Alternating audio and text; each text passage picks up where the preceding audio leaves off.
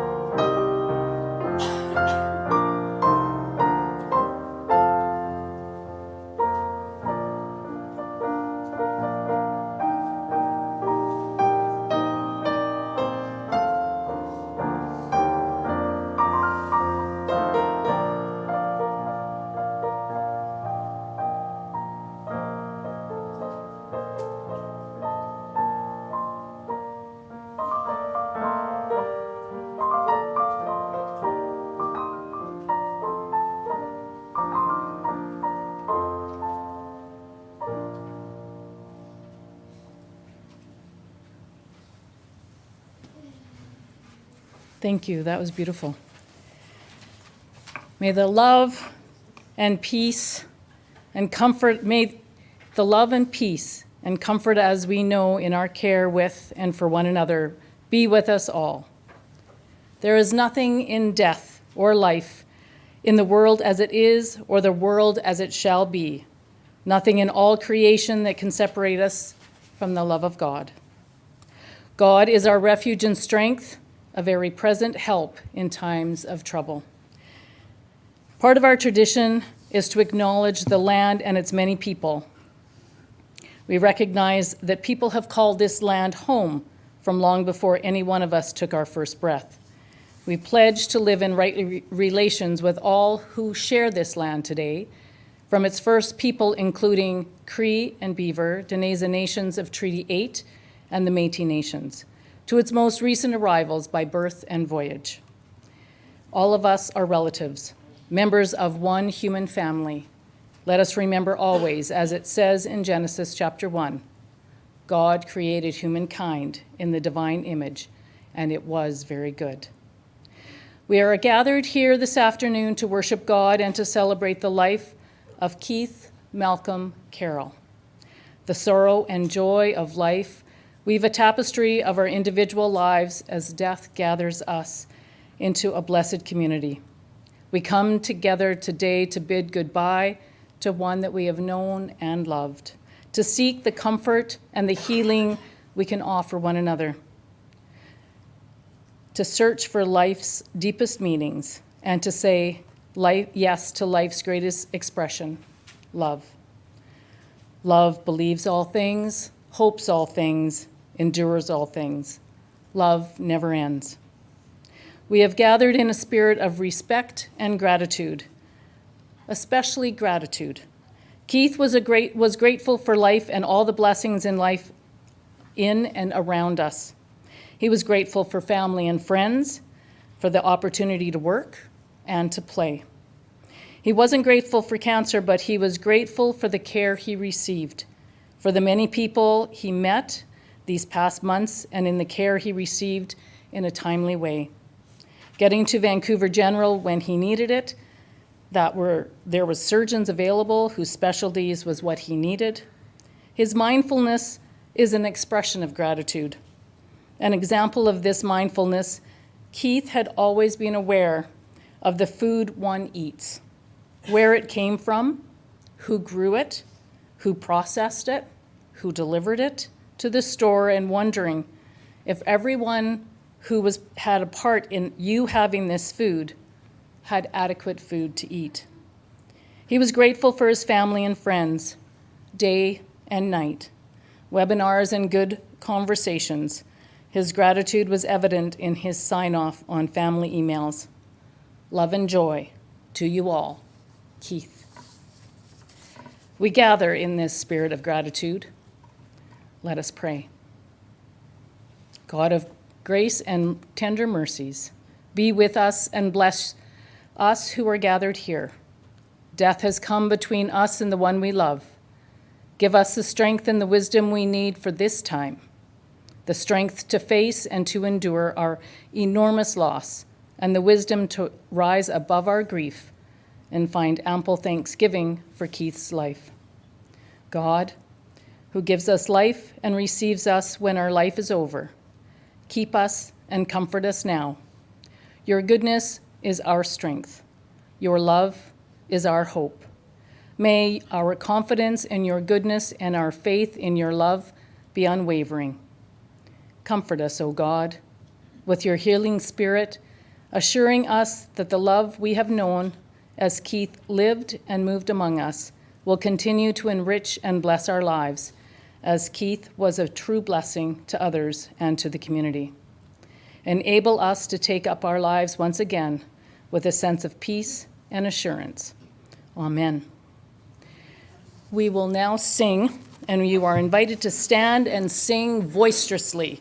Sing with all your heart.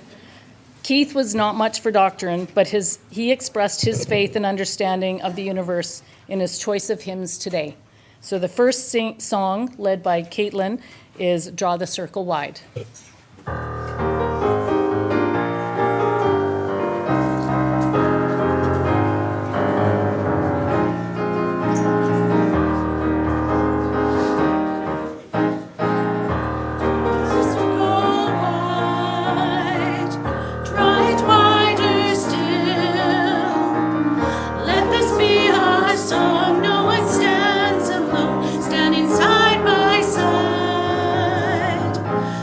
Circle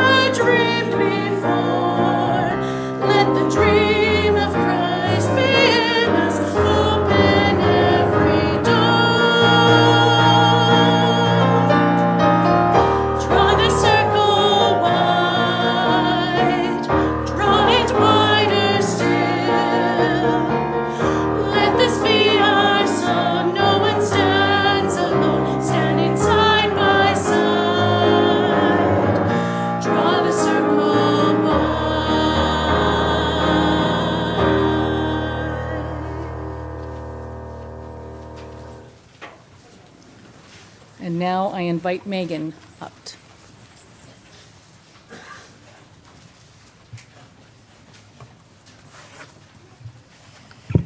Hello, and thanks everyone for coming. I'm Megan, Keith's second born. I'll begin by saying, much like anyone else, I had a lot of concern about doing right by my dad. Even as a teen, my friends listed him in my high school annual as my idol. However, he also taught us that sometimes life is hard and you just have to get gritty and push through. Sometimes I would tell my son Lyndon he's like our own Captain America, ridiculously strong for his size and always acting with great integrity and duty. He was born April 13th, 1949, firstborn of Harold and Muriel, on the first of many farms that he would work and live on. Soon he had two younger brothers, Al and Terri, and we always teased him he forever after ate protecting his plate. His beloved sisters, Marie and Beth, came next, and he delighted in them all. His siblings shared with us what a great big brother Keith was. Before a husband, a father, a grandfather, a great-grandfather, Keith was the best older brother anyone could ask for. Patient, funny, kind, a bit of an intellectual. He shared with us that every morning he had oatmeal made on the wood stove by his dad, and he carried that on with us, pancakes, biscuits. They always had a bowl of maple syrup on the table. His other meals would be made by his very kind mother, who I think was the model he really followed in his service to others, his gentle way of living. Dad enjoyed working that first farm with his siblings and his 4 girl cousins who lived just down the road. He told me once that he particularly loved working with his Uncle Lorne because due to his bad lungs, Lorne had to work outside, which, as you all know, was Dad's favorite. He attended a Creenan one-room school till he was 14. His brother Al told me that he excelled in school, but he felt for Keith it was not a competition, but just what you should do. He would often sit under a tree reading a book or talking to his best friend Dougal, rather than joining in the ball game, though I'm sure he was good at that too. In high school, he was an honor student at West Elgin Secondary. He got awarded for highest marks in some of his subjects, and we delighted in finding his prize-winning essay about how to be a responsible Canadian. On one of the online tributes, and I'm not sure if this person is here, Chris Arms wrote, "Keith and I could carry on an argument for weeks. He was very passionate about his ranchers and the range, but I think he just liked to debate issues. I enjoyed debating with him as well. What Chris may not have realized, but I did, is that Keith had professional training in argument. In his teenage years, he was part of the junior farmer debating team that took first place in Ontario. He also represented the West Elgin District High School on the wrestling team. And his brothers told me he would tell them, the coach would say, 'Throw him like a bale of hay.' The family joined B4H, and one year, all 3 boys had champion steers. All his life, he was a very hard worker. One place where this was shown was that he was a kiln hanger for tobacco. For this job, you had to be very tall and strong, and doing this meant you made more money. Dad had enough to pay for his university. Mom thinks maybe he was only 15 when he started. Most students went to grade 13 before university in Ontario at that time, but Keith was accepted to the University of Guelph before he finished. He went ahead to the university in the spring of 1968 rather than the fall. He was able to get started on some research projects. A few years into university, he was chosen to go to DeKalb, Colorado to work on a corn research project. He would occasionally bring this up with us, and we were talking about how he often talked about the fast cars and the beautiful women, and we were always a little worried for our mom. But it turns out, no, they were still dating, everything was fine. When he first came into the States, it was during the Vietnam War, and Mom remembered that the border guard looked at him and his friend and said they looked like fine specimens and maybe they should stick around. They did not. In order to survive, despite his kiln hanger wages, he ate peanut butter and jam nearly every day at university, and for many years he wouldn't eat it. Although Marie told me that she remembers that he introduced her to eating peanut butter on pancakes on one of her trips out west. My mom and dad were into many food fads, food health, before they were cool. He had a lot of unusual food pairings. Mostly this was done in the name of cleaning up the leftovers or trying to eat locally. He was a healthy eater, and while some of our friends remember his biscuits and pancakes, others recall the homemade yogurt machine. We were also discussing that before the Stanley Cup fad and the crossbody bag, Dad was cooler than everyone. He had a goatskin water bag that he carried. Some of you might remember it. After university, Dad and Mom married in April of '72. It had been arranged that they were going to join an overseas aid organization called CUSO and save the world. Dad had a skill that was needed, but Mom didn't yet. Initially, they went to work at a corn farm for 3 months. Mom went back to school in the fall, and Dad got a job at the Co-op Hardware. Mom's dad, Grandpa Moore, needed surgery. So at that point, Mom went back to feed her dad's cattle, and my dad became a day laborer for many local farms. Just like many of their offspring, they returned to live in his mom and dad's basement.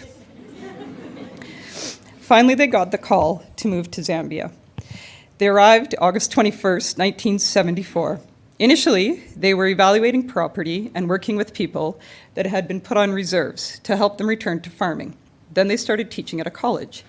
When Jenny was born, August 21st, 1975, both the grandmothers made a trip to Africa to visit.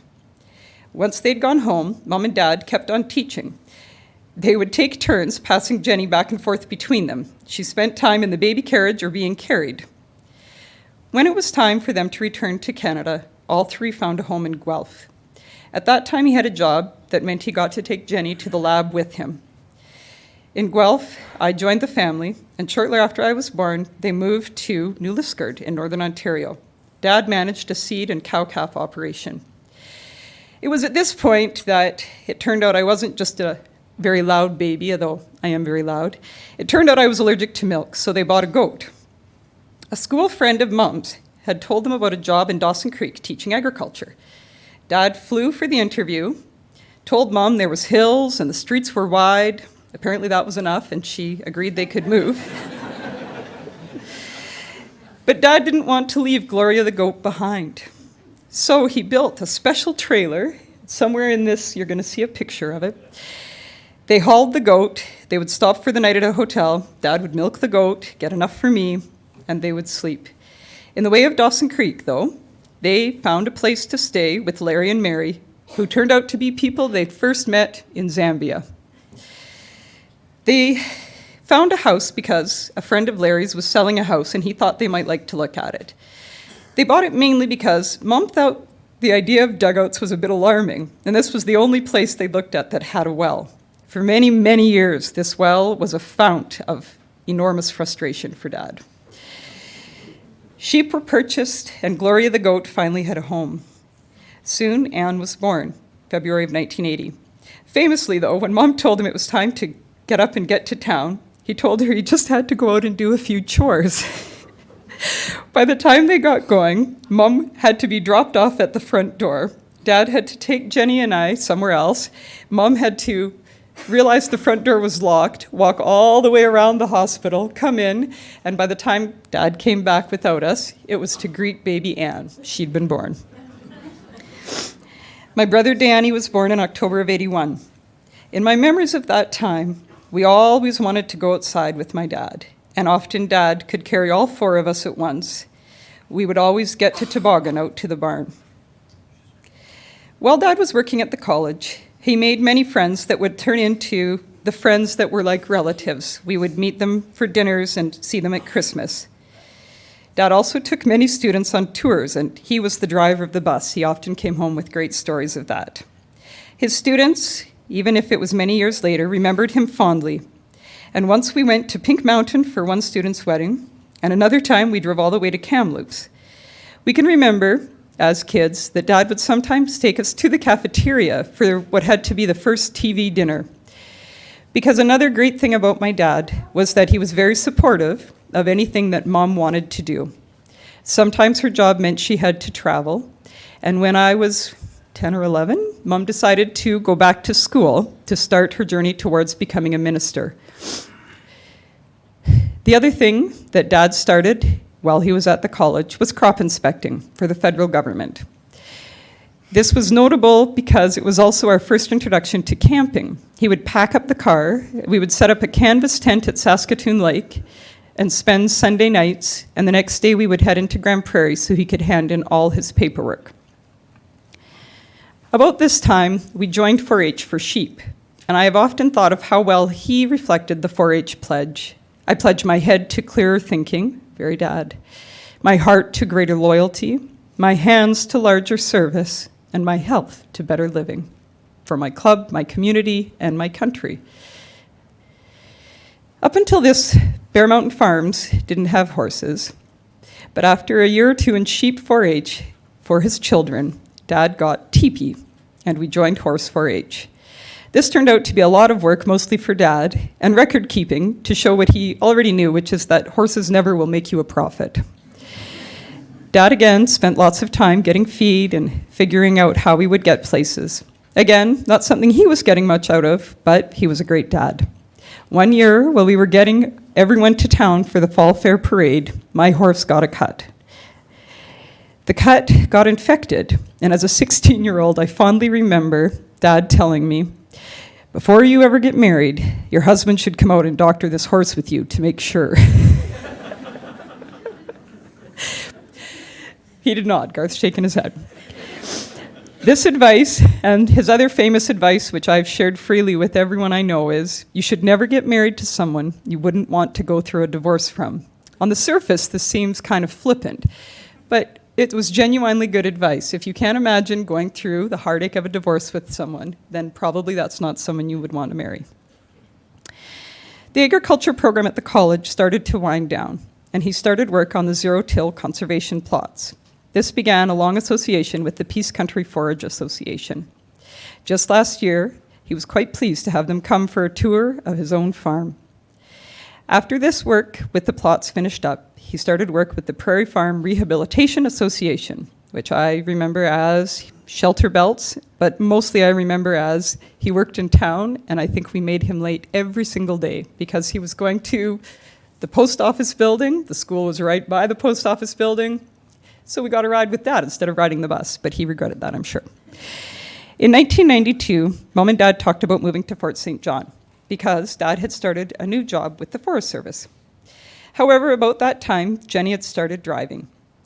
And in an effort to be good to the earth and in an effort to be good to his teenagers, Dad would often ride his bike to the Mason Road and then get on the Greyhound bus or get a ride with a neighbor. That meant that Jenny and I got to use the best farm truck ever. He became a range agrologist.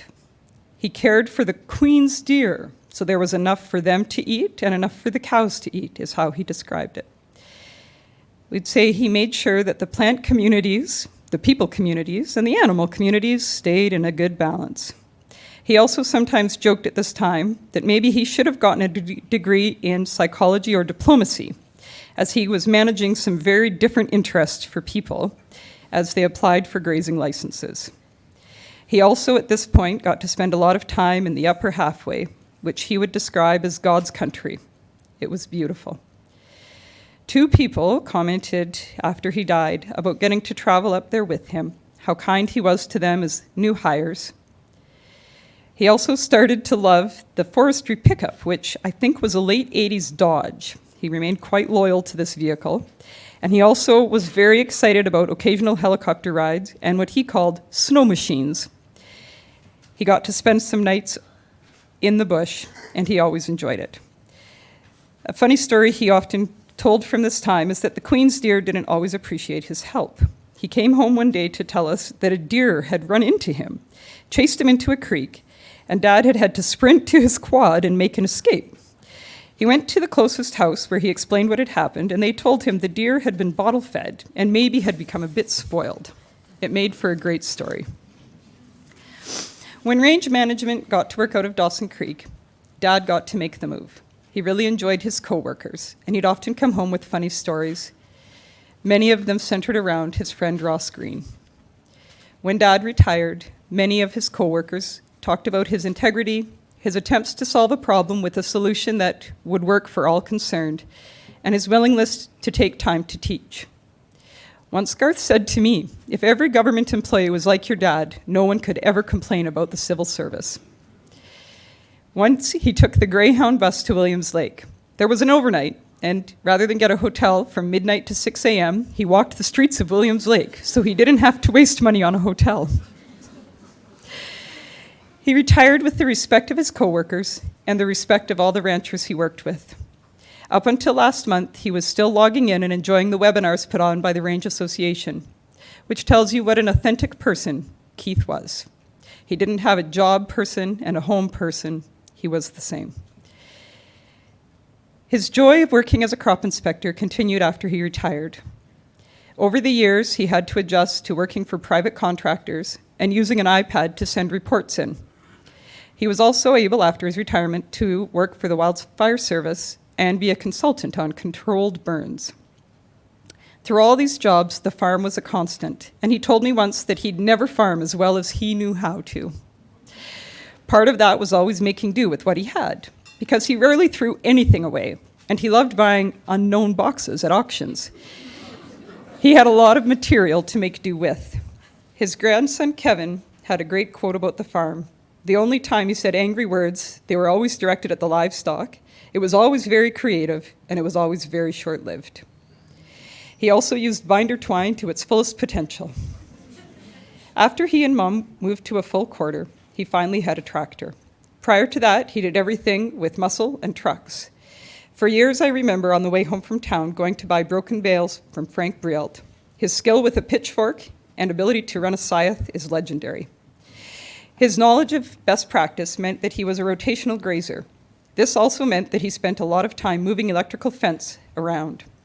He often joked about the day when they finally added cows to the farm and he moved up to the status of rancher. The only speeding ticket he ever got was at age 71, when he was racing home to get haying. He told me once that it was a terrible thing that the very years your children needed you most, you had to work full-time to support them. I remember that every July, as the confluence of haying and crop inspecting meant that he couldn't really enjoy two of his very favorite jobs, haying and inspecting. After he got sick, he carried on with many genius modifications so that he could keep farming. He used the tractor forks to loop the fence, rather than taking those big steps and looping fence over his shoulders. He had a tip for ice on the end of his cane. He started using a calf sled rather than carrying 2 full 5-gallon pails. When the sheep had to be sold, he was matter-of-fact about it being the right choice. However, he still had dreams about loading the sheep or getting hay or moving fence until he died. Dad set a fine example at work and as a volunteer. There was the Dawson Creek Sheep Breeders, the Peace River Forage Association, the Society for Range Management, and also many hours and a lot of learning from search and rescue. He was a dedicated volunteer and enjoyed the camaraderie of working with purpose on a common goal. I also suspect he liked going outside and walking around with a goal in mind. He was part of many searches and had certification for avalanche and general search. I recall when the Reynars Fire Department was formed, and it's wonderful to see so many of them here and to have had them come out to the grave. Dad was an early volunteer. He spent his Wednesday nights learning about fighting fires and maybe also a bit about all the neighbors.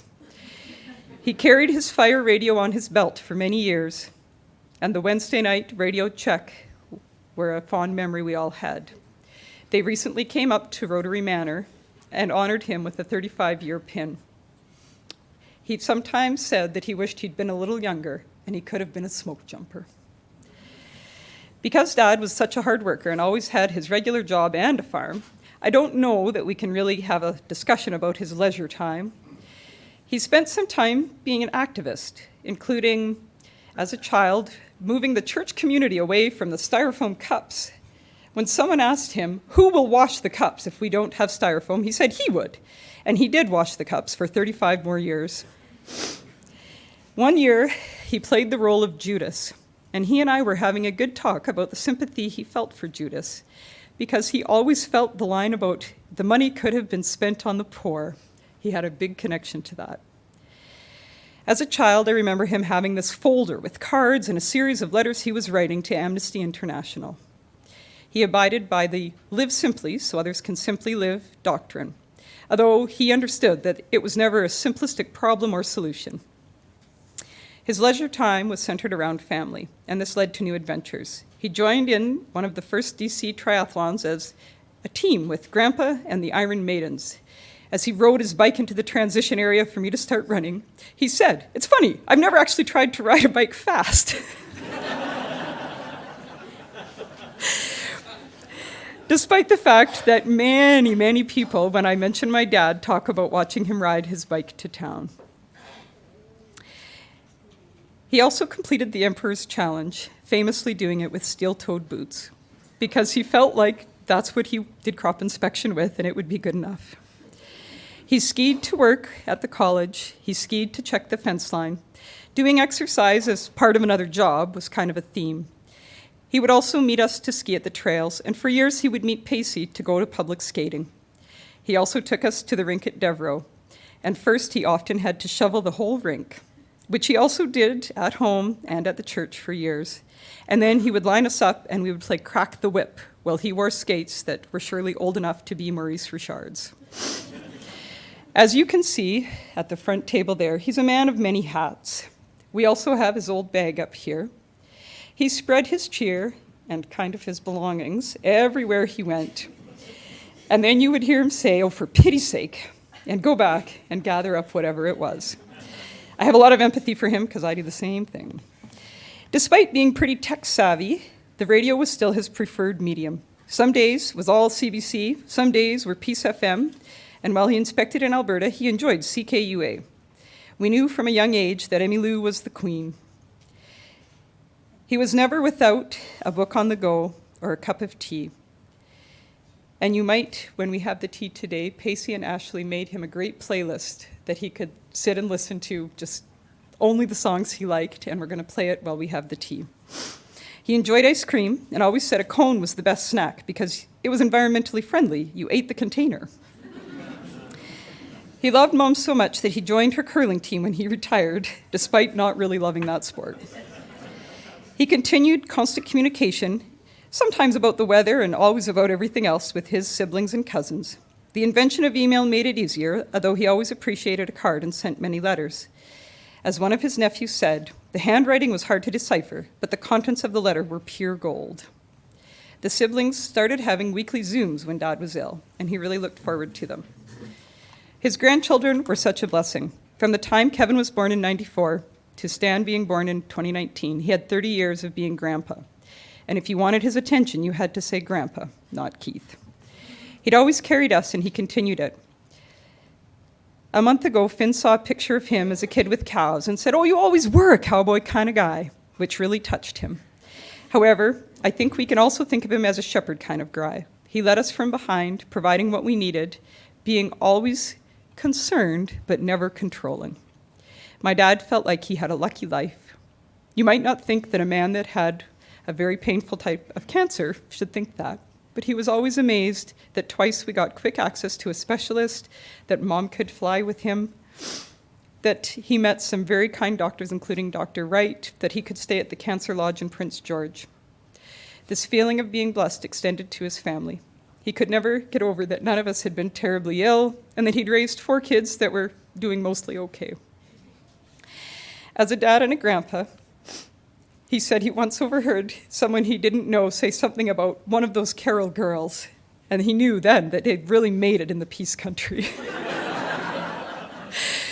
With the amount that he and Mom were involved in, I'm pretty sure it happened well before that. We all lived within an hour of Mom and Dad, which was great because Dad loved to visit, but he did not love to travel. He told us he was happy to be in Rotary Manor because there was oatmeal every day. People were kind and came to play music, and he had a window. While in the hospital and at the manor, he was always interested in others. He was delighted once to talk to a nurse about her lambing. He made time to visit other patients, and he said thank you all the time. He was still protecting his loved one, Mom, by sometimes asking us not to tell her that he had been in pain. However, we're very grateful to Mom because sometimes he was a little too stoic. He was never someone to tell us what to do or how to do it, but he showed us, and he showed us how to die well, with dignity. And he gave us the final gift of being able to serve him. Mom also taught a lot about how to be an advocate, and we all appreciated her tenacity and her ability to think critically. We felt a lot of support from the community, and we're very grateful, today included, to Terri, to the musicians, to people helping at the tea, to his neighbor Dawn for digging the grave, to Jenny for helping us get that set up. I'm sure there's many more. For years and years, I loved standing beside my dad to sing at church. Every time we closed with a song, "When you walk from here, walk with justice, walk with mercy, and with God's humble care," I always thought of my dad, the constant walking and exercise, even when he was in pain, his desire to serve others and give them the benefit of the doubt, and his care for all of God's creation. When all of us take time to help, when we rinse our recycling, when we delight in the native plants like trefoil or a field with a good crop, we do honor to Keith.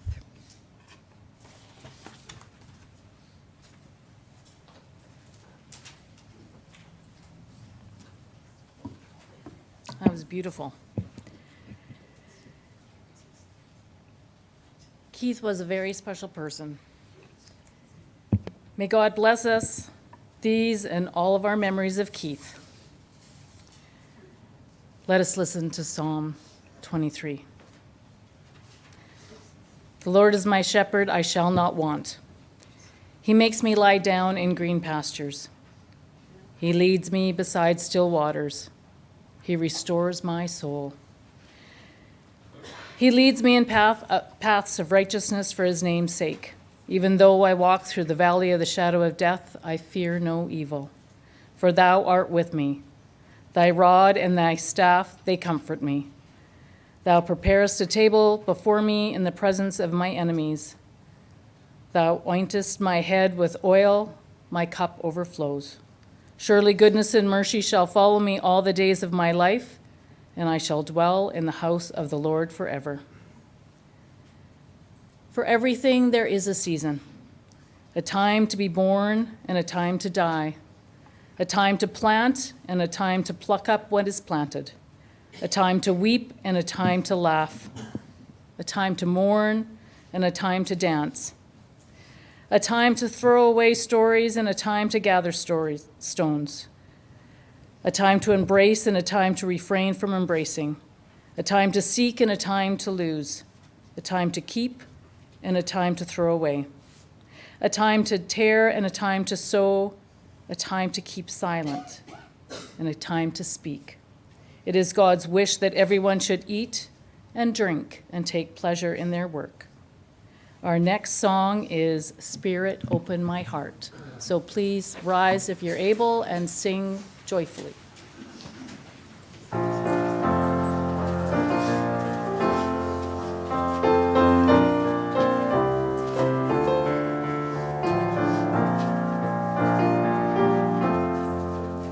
Spirit, open my heart to the joy and pain of living. As you love me, I love in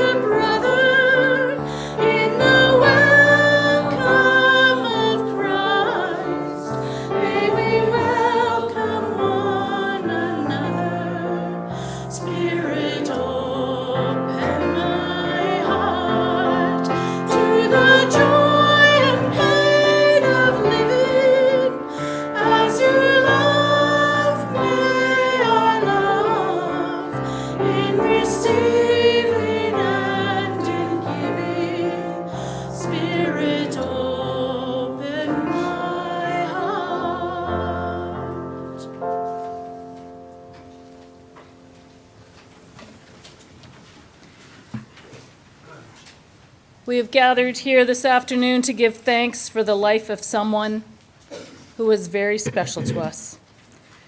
We come together to pay tribute to Keith and to mourn his death and to celebrate the hope of our faith. Today we acknowledge we have lost a loved one, a member of our family, a friend, a neighbor, someone who has been part of our community for many years. This loss is real, and we are here today as part of acknowledging our loss. We come this afternoon with so many feelings: anger, pain, bewilderment, not understanding, and in the midst of all these feelings, we also come filled with gratitude for the privilege of having known Keith and shared life with him. I think all of us, and especially Keith's family, all of us know how much richer our lives were because we knew and shared life with Keith. At the time of death, we generally spend time recalling memories, as did Megan. For all, it is in the memories that we find healing for our grief. In memories, we find comfort. Each of you have your own memories of Keith, the life he lived, his personality, the things he liked to do, and the way he liked to do things. He engaged in life in so many ways. His dynamic spirit has been evident throughout his life, whether he was working or playing or volunteering. Keith had a wonderful gift of the gray area. He helped to see things beyond just black and white. He saw that weeds were more than just a bad plant.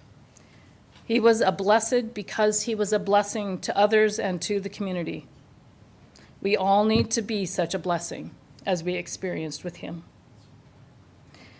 It is good to remember. Also, there are elements of sadness. Sadness he is no longer living among us. Sadness that there will be no more projects, parties, family time, and trips. Music everywhere. For many of us, there will now be an emptiness that cannot be replaced, and that will bring its share of pain.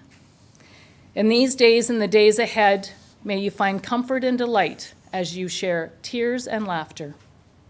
As we remember life with Keith and all the ways his life influenced you, you can continue to honor him by giving expression to all those things you most respected and admired about Keith. As you do, may you be filled with peace.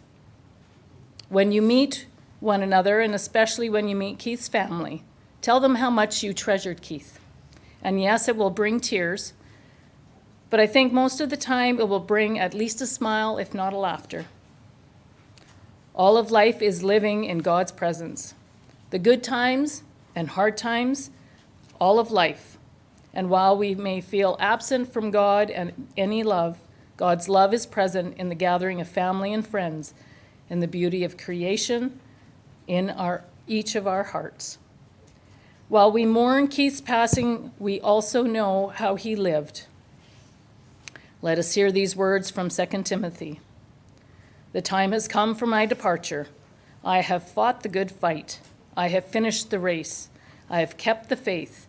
Now there in store for me the righteousness which the Lord, the righteous judge, will award to me on that day, and not only to me, but also to all who have longed for his appearing.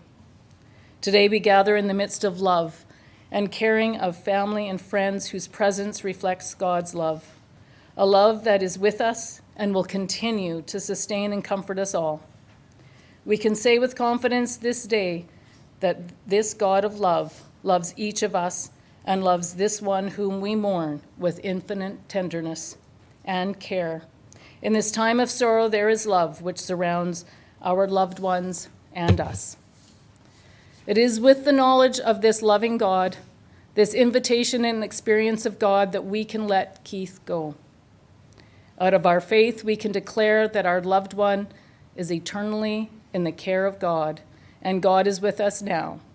God's promise to us is that in life, in death, in life beyond death, God is with us. We are not alone.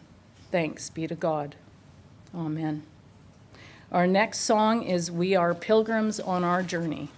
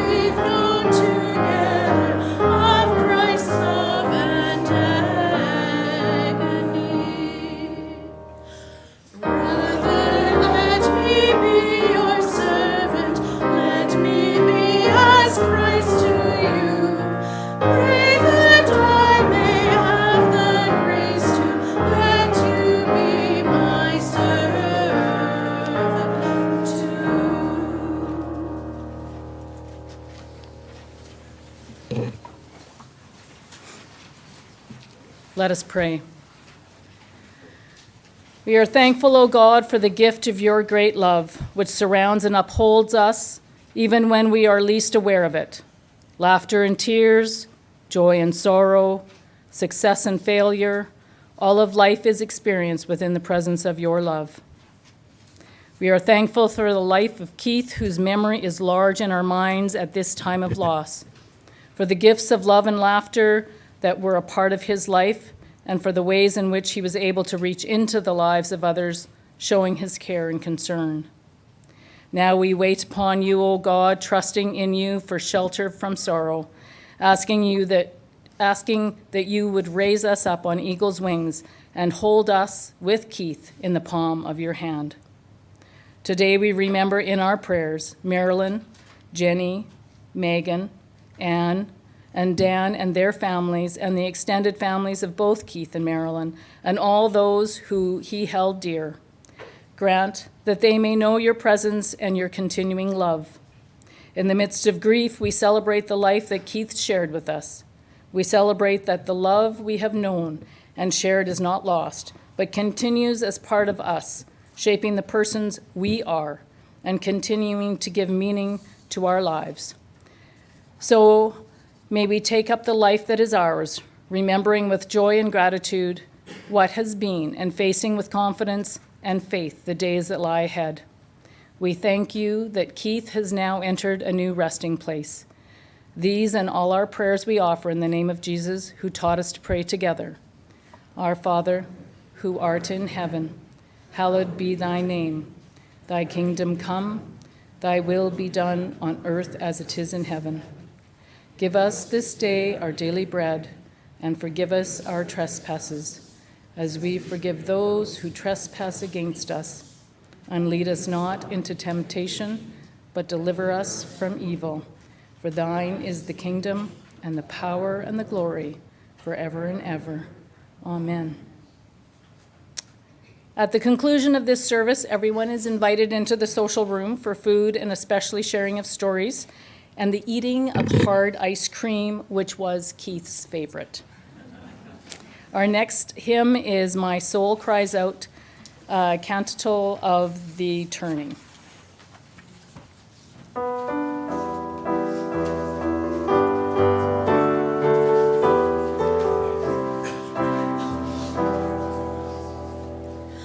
My soul cries out with a joyful shout that the God of my heart is great, and my spirit sings of the wondrous things that you bring to the ones who wait.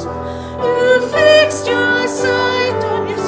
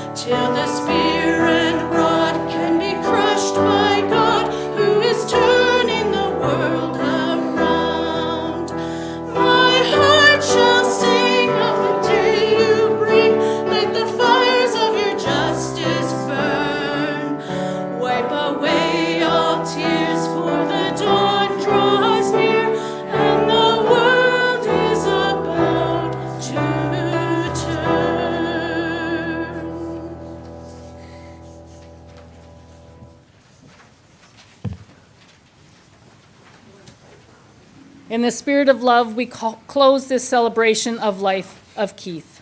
Let us go in peace and love together in faith, hope, and love, taking from one another and giving to one another as we are need and are able, the gift of courage, wisdom, and thanksgiving. O God, creator of all that we experience in this life, may Keith's life live on as a blessing to his family and friends as he shares in your promise of everlasting peace. Into your hands, O God, we commend your servant Keith Malcolm Carroll, a sheep of your fold, a lamb of your flock. Receive him into the everlasting company of the saints. We commend Keith's spirit to God, who welcomes him home with open arms and to our memories, where his legacy will continue to live. May the love of friends, the radiance of memory, the power of love fill us with the courage and peace we need. May God bless us and keep us. May God's love shine on us and be gracious to us. May God look on us with kindness and give us peace. Go forth on your journey. Go beyond this world. Go in the name of the Holy One who created you. Go on your course, and may your dwelling be forever with the heart of God. May the peace that passes understanding, the peace of the Spirit that rises above all the strains of the earth, be with us now and forevermore. Amen.